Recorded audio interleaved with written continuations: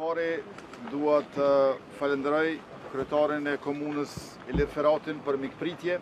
Jemi këtu bashkë me ministrin e mjedisit, planifikimit hapësinor dhe infrastrukturës, Libur Naliun, që të vëmë gur themelin këtu në stok për një projekt feje të rëndësishëm të banimit të përballueshëm dhe social. Qysh në fillim të mandatit ton e pa të miratuar agjendën qeveritare për banim të përballueshëm dhe social, bazuar në 3 parime themelore. Parimin e gjithë përfshirjes, parimin e mos segregimit dhe parimin e diversitetit. Banimi është e drejtë themelore e njerëzit për jetesë nevojitet banesë.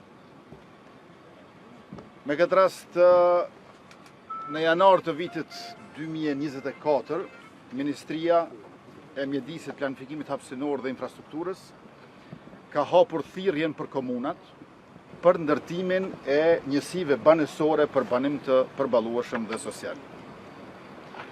Me që rast 13 komuna nga 38 komuna Sojko Kosova kanë aplikuar dhe projektet janë bërë për 5 komuna. Janë dhënë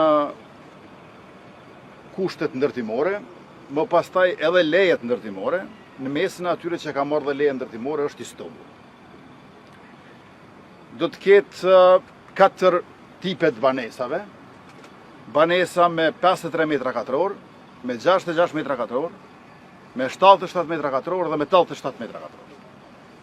Kriteret që duhet t'i plotësojnë ata që do t'i përfitojnë këto banesa është që të mos e kenë problemin e banimit të zgjedhur, dhe me që bëhet fjalë për çifte të reja dhe prind vetushqyes, njëri prej prindërve të çiftit të jetë në moshën 37 vjeç.